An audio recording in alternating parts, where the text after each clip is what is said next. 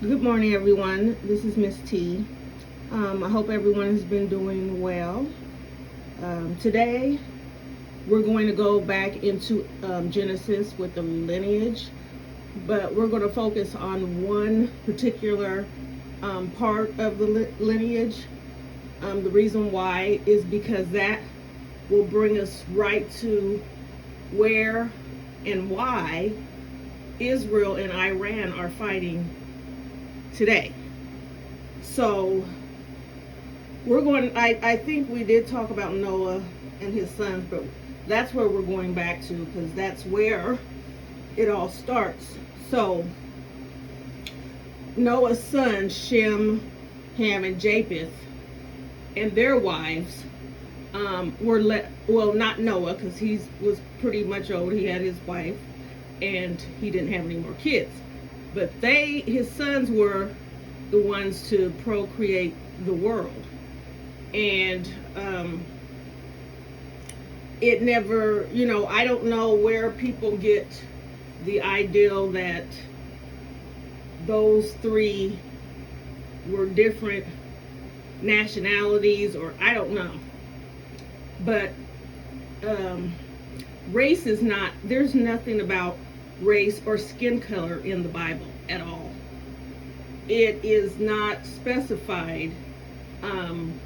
It says we are all made out of God's image, and it never once says you're black, white, or whatever. It doesn't specify race. And so if Noah is their father and they have the same mother, why would they all be born a different race? So that doesn't make sense. But anyways, over the years people make up things to fit their narrative. So anyways, so they all had sons, and what the Bible does is they name the sons. They name a couple of daughters, but usually they'll name the sons and then say they had more daughters and more sons. And that's usually because the person that they're naming has a part or plays a part in the Bible. So we're going to focus on Shem because he's the one that's going to get us to where we are today with Israel and Iran. So back in the day, people were able to speak to God personally.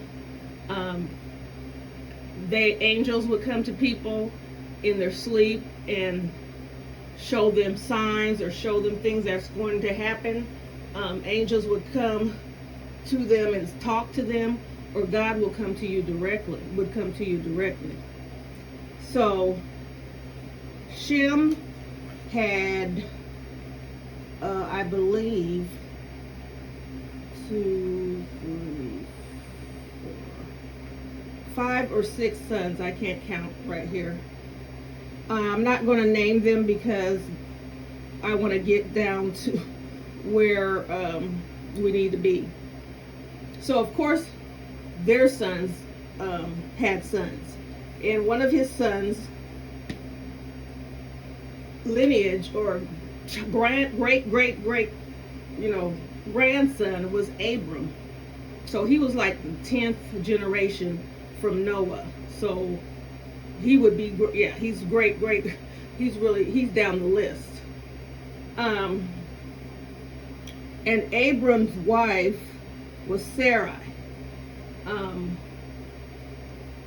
So back in those days when they wanted to have children, if you got with a woman who was barren, which was,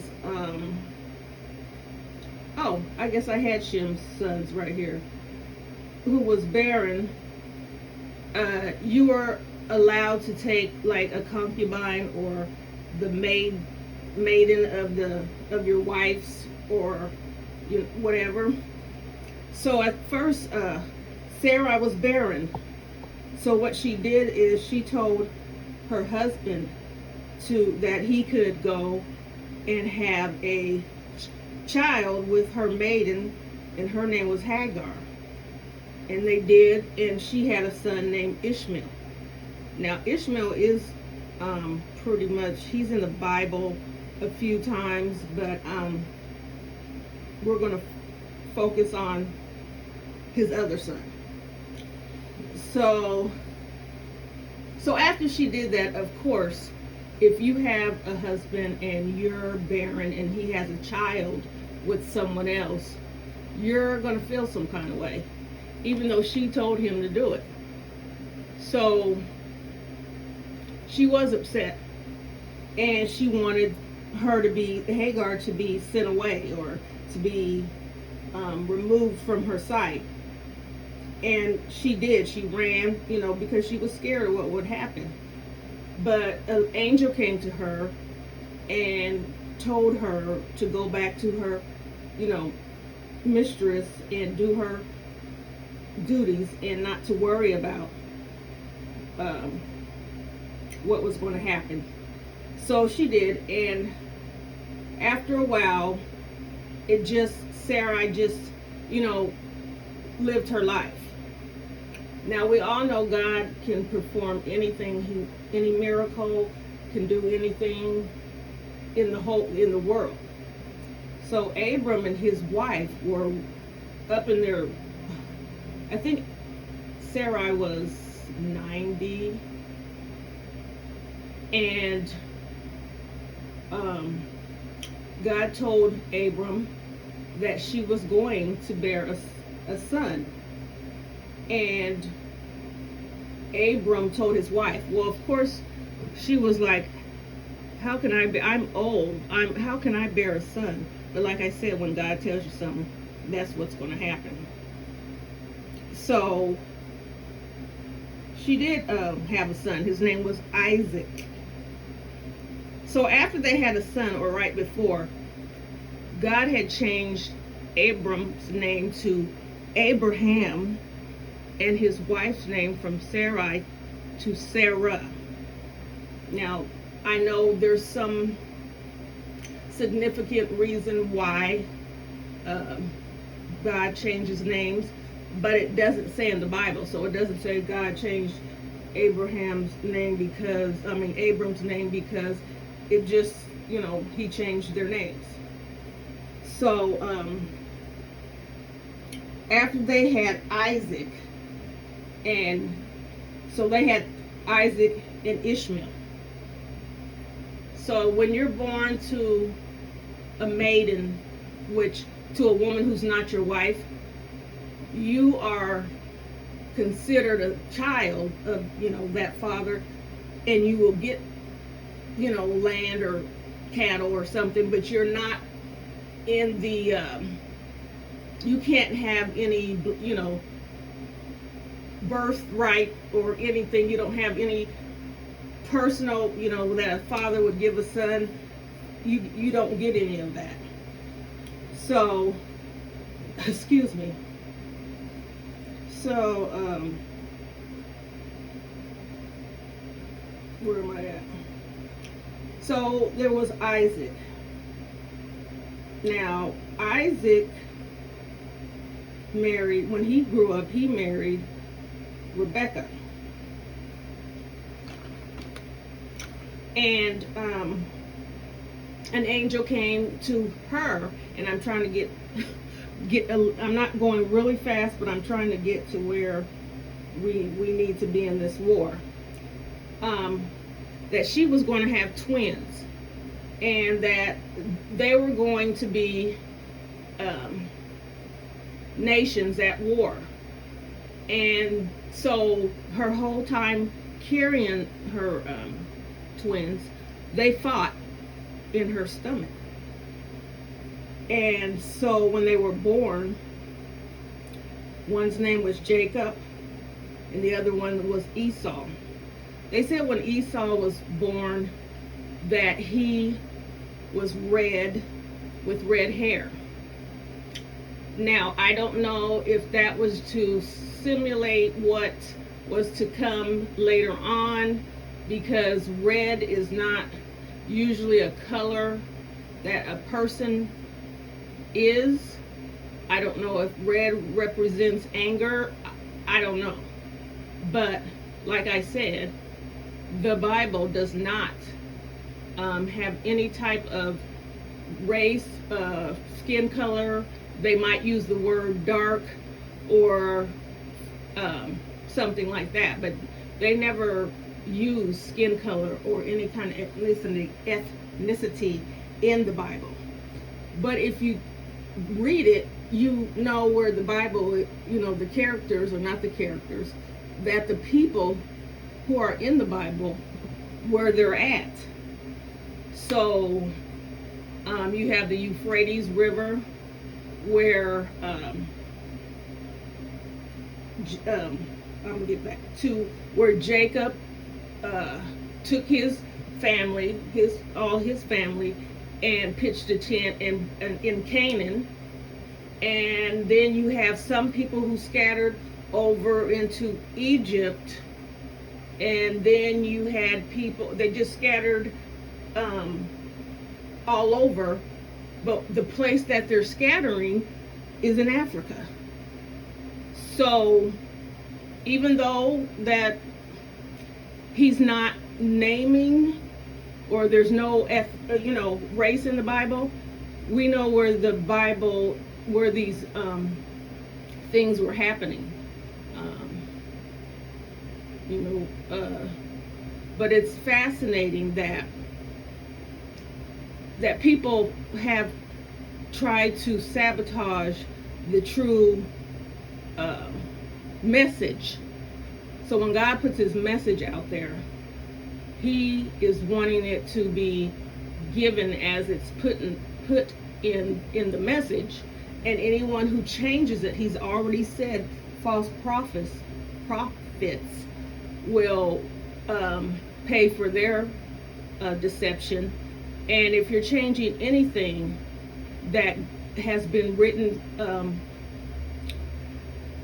from the Bible, because the Bible is for us to learn, is for us to understand what God is wanting from us, what he wants us to do.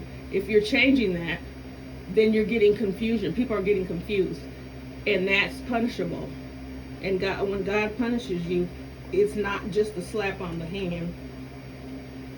So after Esau and Jacob were born, these were the twins. Rebecca favored Esau, and Isaac favored Jacob. And they say it right out. And you know how we're not supposed to say my favorite child is. They don't mix words. They don't mix words in the Bible. And so of course Esau was the oldest. Well, he came out first, so he would be entitled to the birthright. So as they grew up,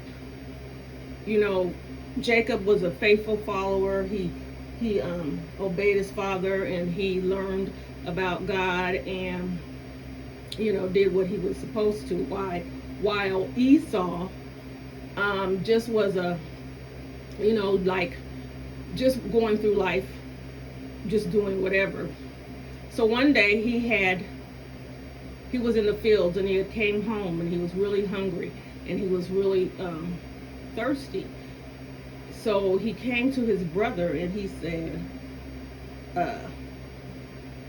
I'm hungry and I'm thirsty. Please give me some food. And Jacob had been was making food. So he told him, I will feed you if you give me your birthright. Now, I don't know how thirsty and how hungry Esau was, but he traded his birthright for a bowl of stew. And so God punished him. And it wasn't a punishment of you're going to die an awful death. It wasn't. I mean, he did bless him, but he did punish him, because a birthright is something that you hold honorably, that it's supposed to be something respected, and and then it's like saying, I'm turning my foot away from tradition, or I'm disrespecting my father and my whole family. So that he didn't care enough, this big thing that was given to him, that he cared nothing about, that he would give it away for a bowl of stew. So what happened was, when Isaac was getting older, it was time to bless his son. Now, Isaac didn't know of the, trading situation, but their mother knew. And so when it was time for him to give the blessing out to his son, he was calling for Esau.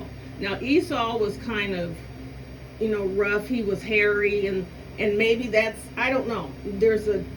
I don't know about being born red. Well, I'll have to try to read into that. But he called Esau.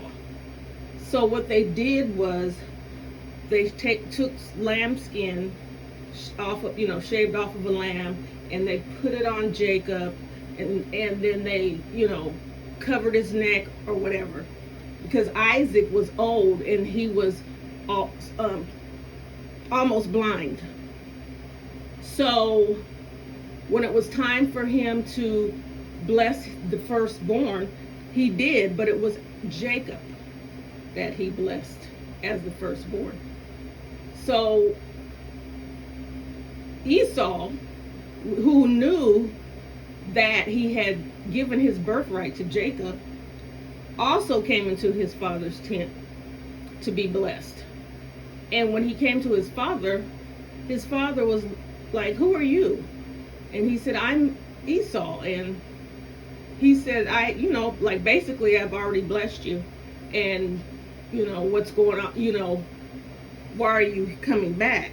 So Esau knew what the issue was. He knew that he had given away his birthright, and he was very, very upset.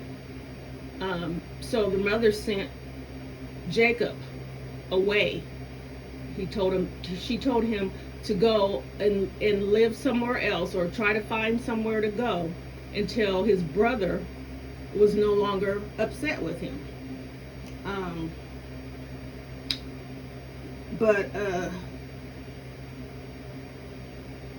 So he did. He went to a land and married so and so, and then moved into whichever land. But he kind of is not really. He's mentioned in the Bible when he comes back, because his brother, they get back together and they make amends. But that's kind of where it dies a little bit. Esau is the land that they were in. They called it the people were the Edomites, and they were, they scattered. They were scattered to that part of the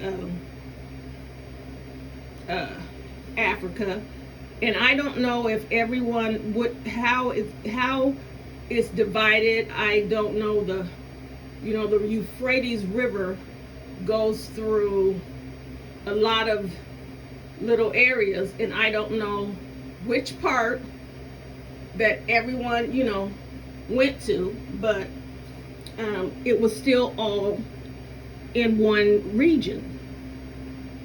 So what had happened before Isaac is that God told Abraham that God made a covenant with Abraham. And I don't know if everybody has ever heard that song, Father Abraham has many sons. Well, yeah, he had a lot of sons. And he had daughters too. But God made a covenant with Abraham. He told him that he would have the land of Canaan, which was very profitable. It was a land where you could have all the what you needed there. It was going to be like where people would come to worship God and to do His wills, to preach His word. And so that's what God had promised Abraham. And so when God gives you a promise, a covenant is like promise or a contract, but God never goes back on His word. He never says, well, I'm giving you the, well, I'm assuming if God makes a promise to you, He doesn't go back on His word. If you have done something to forfeit that promise or jeopardize that promise, He might teach you a lesson. Just like Esau. God didn't, just do away with him or let his people, his generation of people die out. He did bless him and gave him land too. So he still keeps his promises. So God told Abraham that he would this would be his land for his generation of his family, and that's where they would live. He told him that this would go when he's gone, because he was very, very old, that this would pass down to Isaac. And that would pass down to, is it Jacob? I'm gonna have to, I think it's Jacob, because that's Abraham's grandson. That he would, if not, I will let you know, that he would take on this, their lineage, and that land would be for them. So Jacob had many sons. He has Reuben, Simon, Levi, Judah, Dan, Naphtali, Gad, Asher, Issachar, Zebulun, Joseph, and Benjamin. Now, the only names that I recognize, the big name that I recognize is Joseph. Joseph was, the brother with the coat of many colors who was sold into slavery by his brothers. So anyways, as time is going by, the sons are growing up, generations are being formed, but they're still knowing what God had promised Abraham. So that's taught to each generation as they're coming and going. But you know how some people don't want to follow the what's going on. They want to do it on their own, or they want to have a say. So they moved on to different parts of the area, and stretched out. So people are all over. They're in Syria and all over the that part of the area, excuse me, the West Banks, and that's where you get the Gaza and all of those things. So even though maybe most of us have not really heard about the war between Iran and Israel, but it's been going on since the Bible. The land was promised to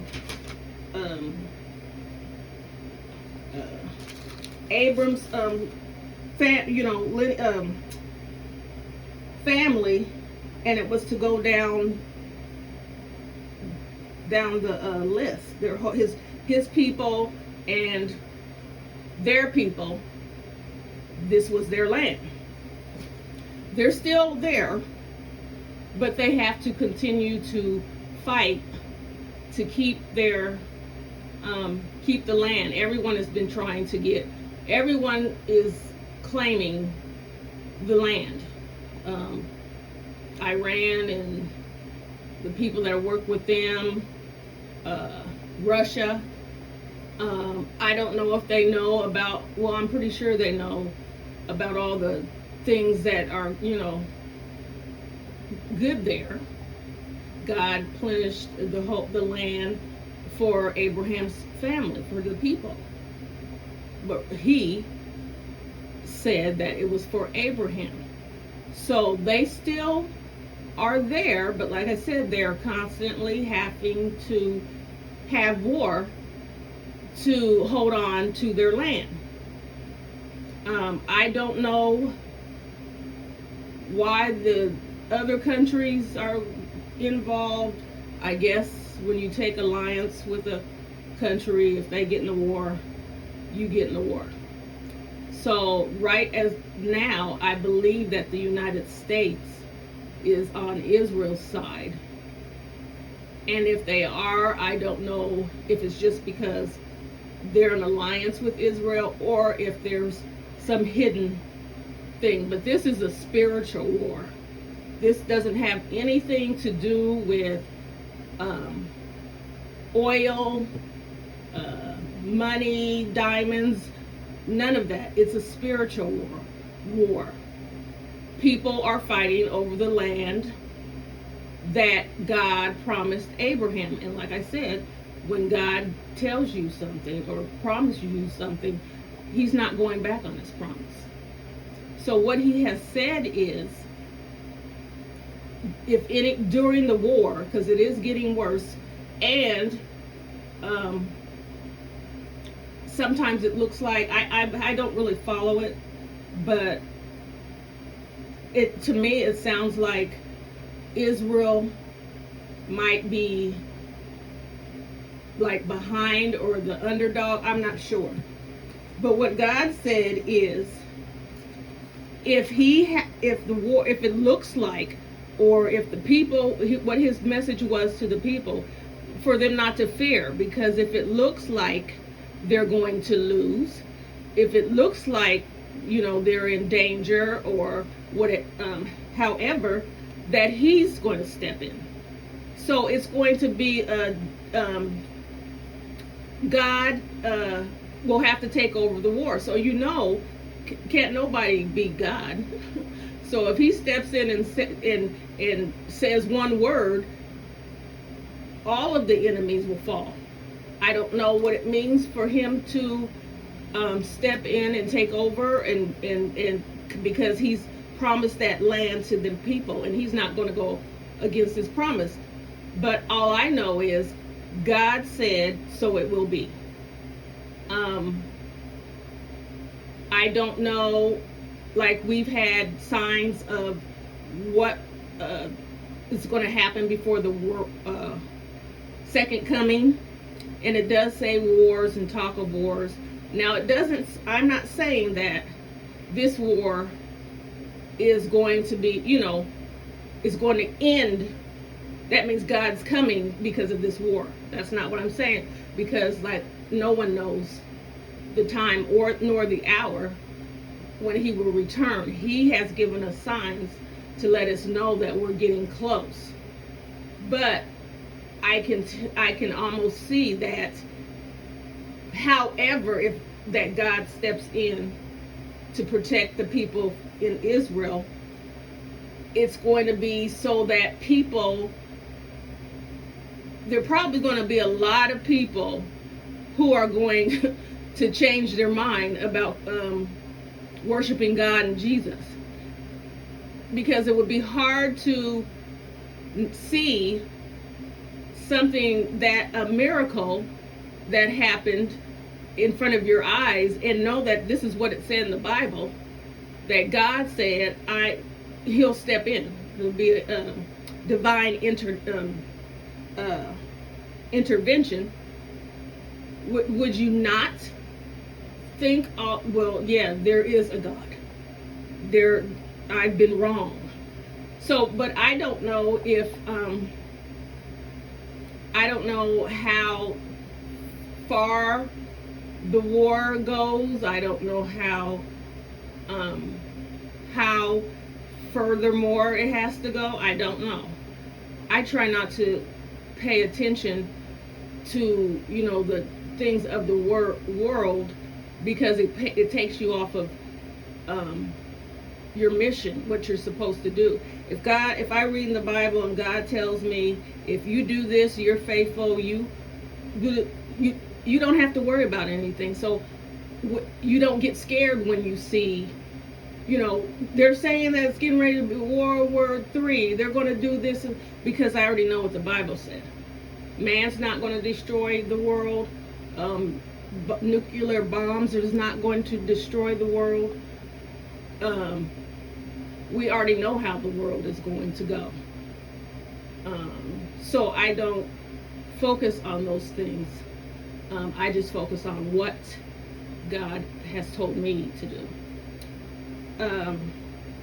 There was something else that I wanted to say. We're going to get back to the lineage, because it's very important and interesting to see how they all, where they all came from, and how King Solomon, who's related to King Solomon, and actually Jesus, who I believe is 24, I'm gonna have to look it up, or no, 42 years, 42-year generation from Judah. And we're going to talk about Judah and what role he plays, and the rest of the people, because Ham has sons, Canaan, Cush, Put, and Mizraim. And what we all, that's his sons. And Japheth's sons are Magog, Gomer, Javan, Tubal, Madar, and Tyrus. But what is how it comes all together is because when God promised that land to Abraham, the land was Canaan. That was the name of the place. It was called Canaan. But then now today it's called Israel, because he changed, I believe, Jacob. And I don't want to say anything that I'm not sure of, so I'm going to have to look that up. I don't know if it was Jacob who he changed his name to Israel, or someone else in the family. But someone in the family's name was changed to Israel. So they're the Israelites that live in that area. Now, people, I don't know what, because everybody basically is fighting over the Bible and what it means and what it says. And they, the black people were Israelites, but you can't claim that, because there is no nationality in the Bible. There is no word in the Bible that says what color you are.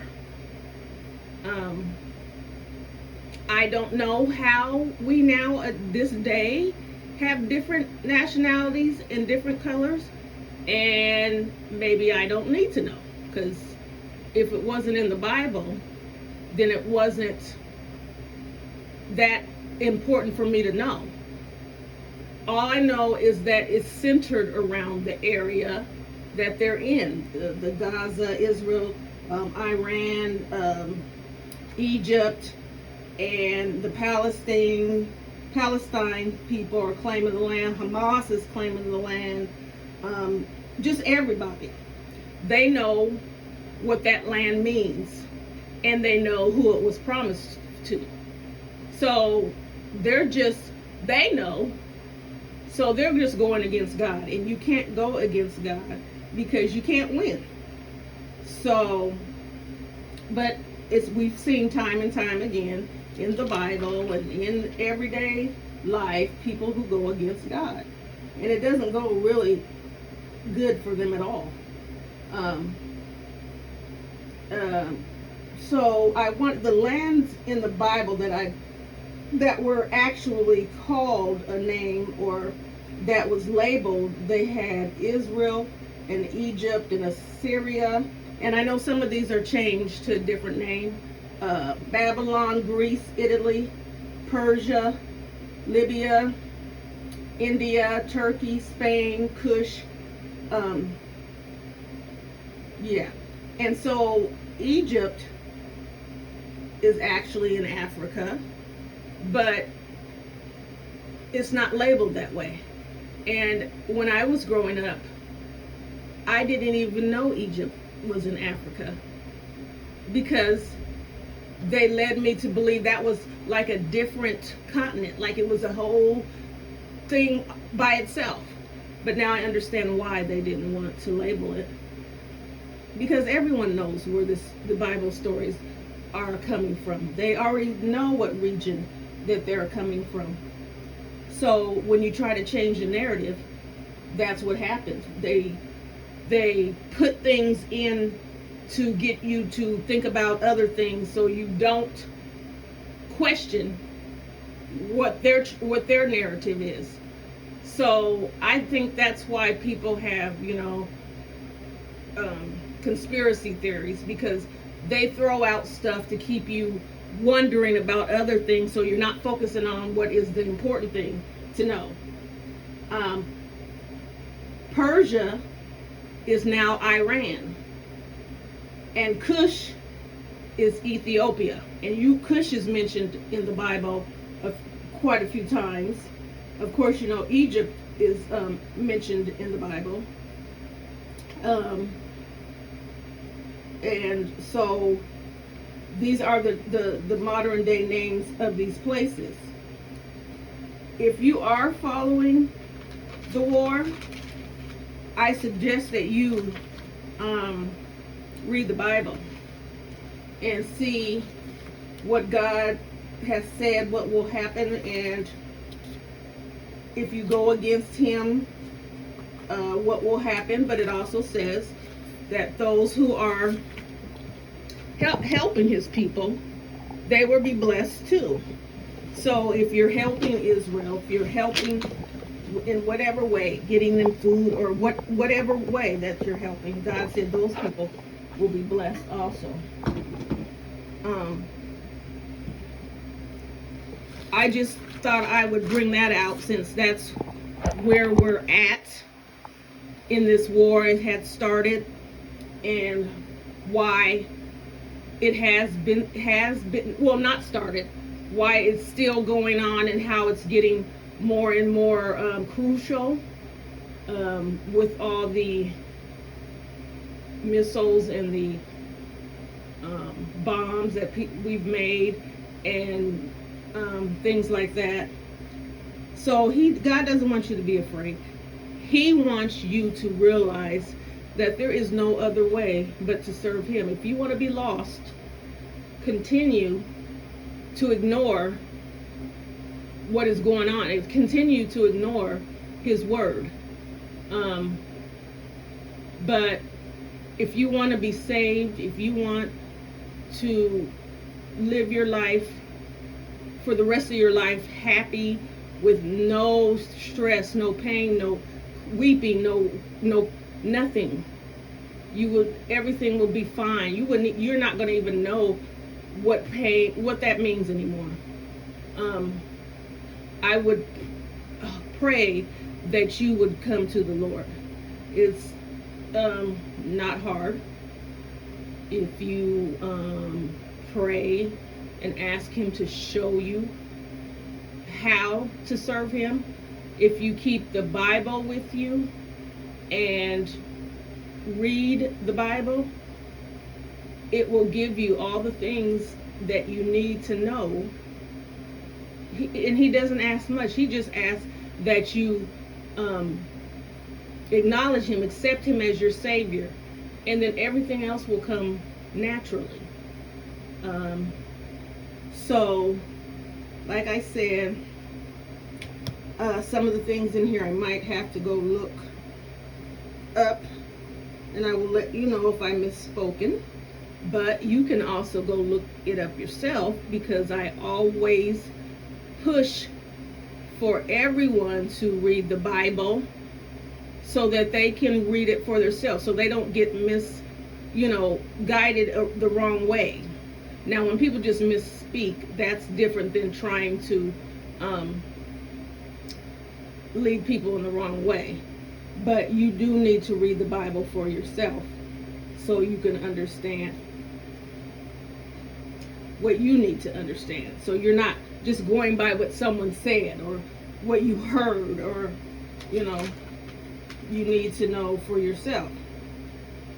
So that's the end of that. I had one more thing that I'm probably not going. Oh, I had a Cash App for $25, and the question was, why did Noah curse Ham?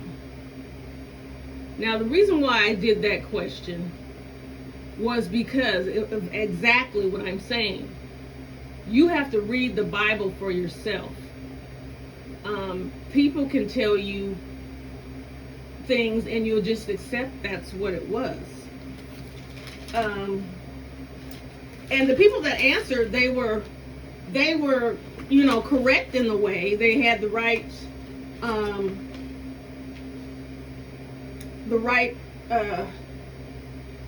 story, or the right thing that happened, but it wasn't Ham that he cursed.